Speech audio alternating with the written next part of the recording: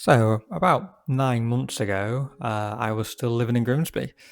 I had a good job. I had my own house. I was very close to my family.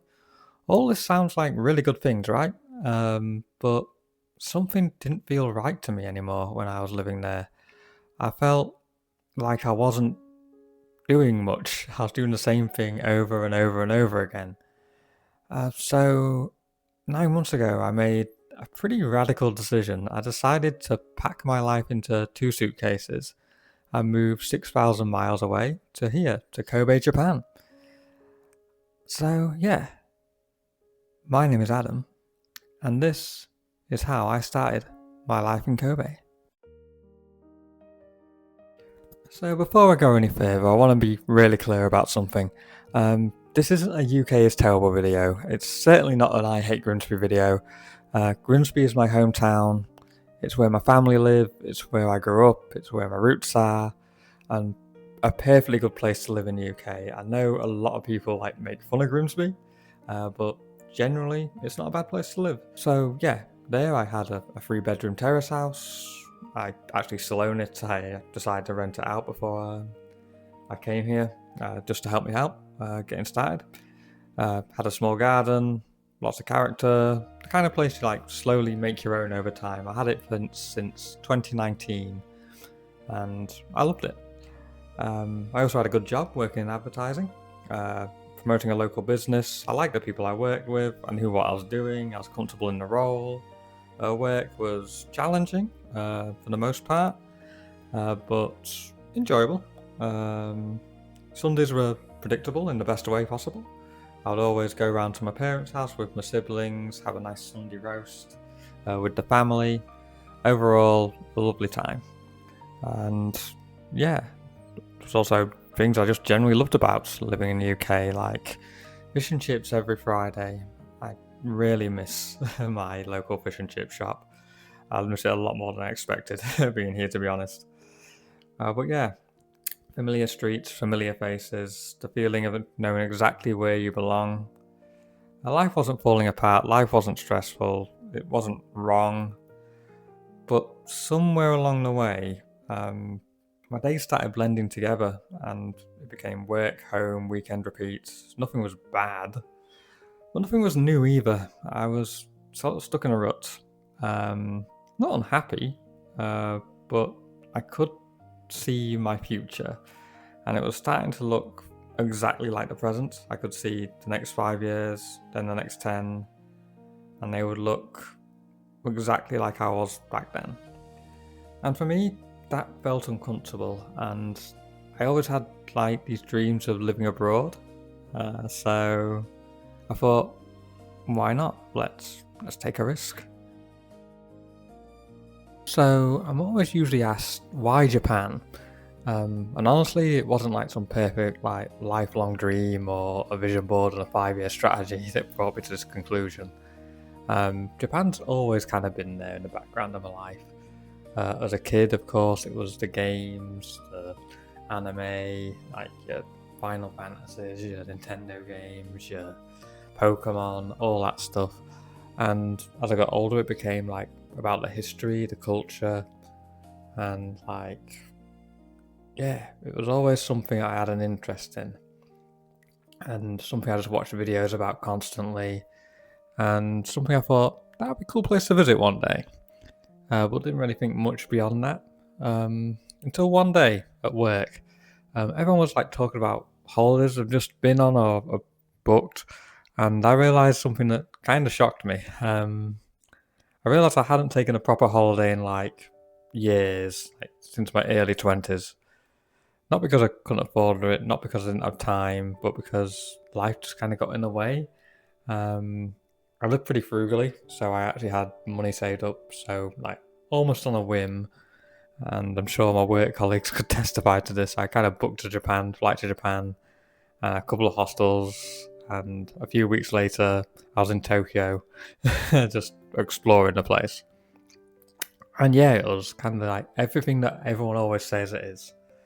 The trains are very convenient and always on time. The convenience stores, are amazing, like the cleanliness, the food, the fact that everything just worked.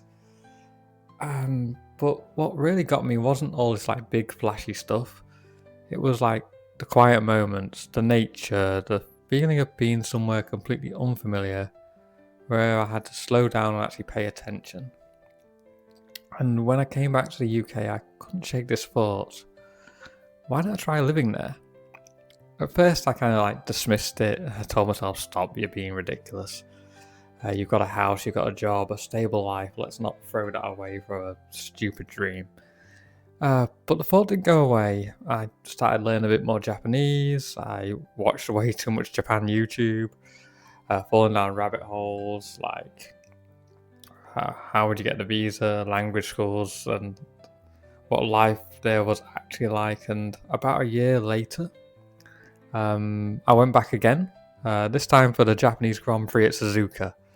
I love F1, and it was kind of almost the same price to fly to Japan and watch the Grand Prix in Suzuka than it was to go to Silverstone. So, seemed like a sign, so I went again. And I told myself, this will get me out of my system, and honestly, it didn't.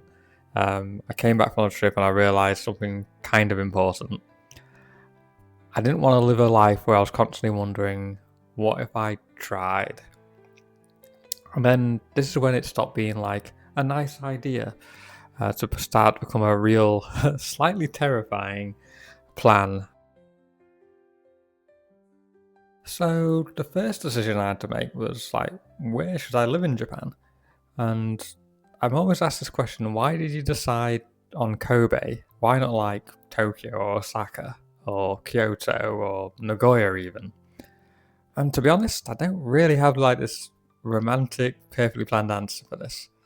I never even visited Kobe before I ended up living here. When I was researching language schools, one that I was randomly recommended was here in Kobe. So I looked it up, and the more I researched, the more it just made sense for me personally. Kobe doesn't feel too big, doesn't feel too small, it's not overwhelming, it's surrounded by nature, you've got mountains behind you, you've got the sea to the front here, and it's just a very livable city, it feels like. And yeah, you're also not far from Osaka, you're not far from Kyoto, you're not far from Nara. All these amazing places, you can just hop on a train and you'll be there in like 2 hours max. So yeah, Kobe just kind of made sense to me. And the more I looked into Kobe, the more I started to love it. So I thought, yeah, let's move to Kobe. So I took the risk and then started the scary planning part. So yeah, I had selected Kobe. Now the daydreaming had to stop and the reality of planning a new life in Kobe had to begin. And starting over at 37 is far from glamorous.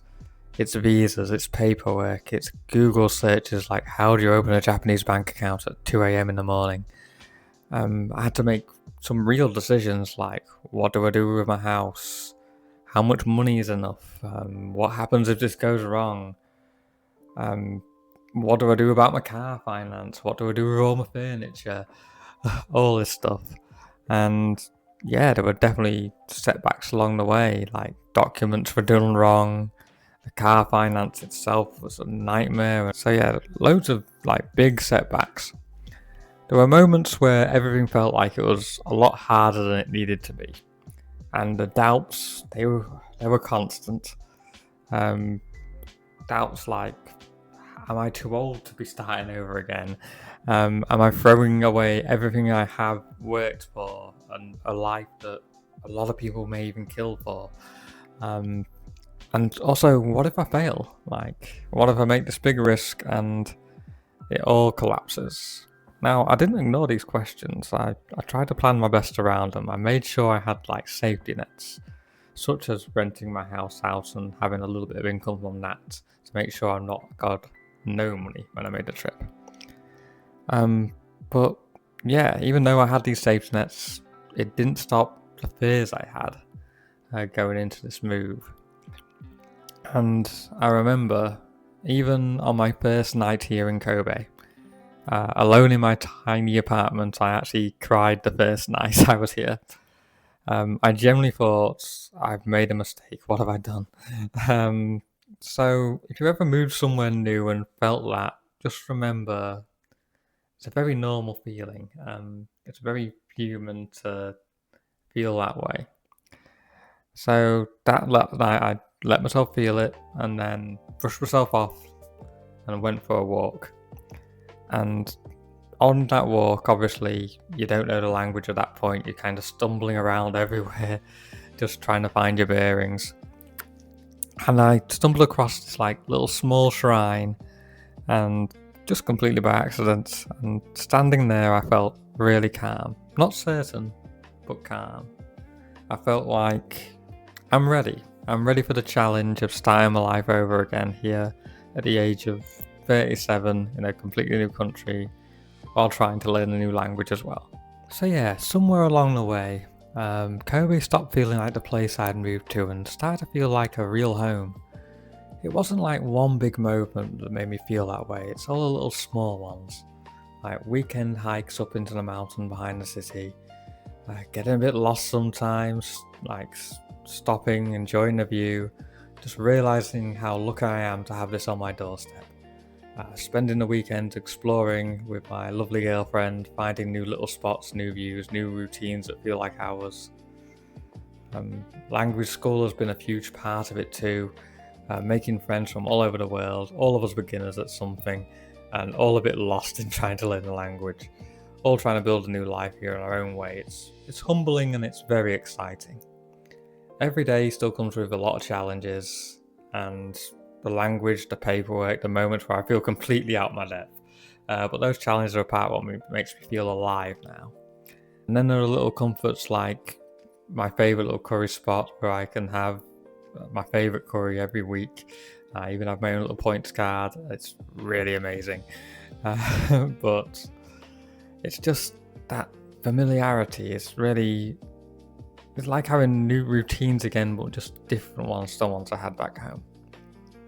Now, life isn't perfect, of course. There are challenges, but it feels like for the first time in a long time, I'm growing again, and that's what's important.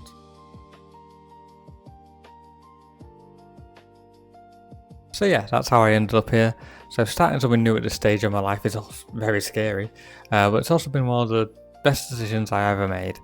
And over the next week, I'm actually uploading one video every day, just showing you what life here is really like. The good bits, the bad bits, the awkward bits, stuff people don't usually talk about. And if you're curious about Japan and thinking about a big change yourself, or if you just want to see me starting over and what that actually looks like, I think you'll enjoy what's going to come. My name is Adam, and this is my life in Kobe, and I'll see you tomorrow for our apartment tour, I guess. Ciao, matane.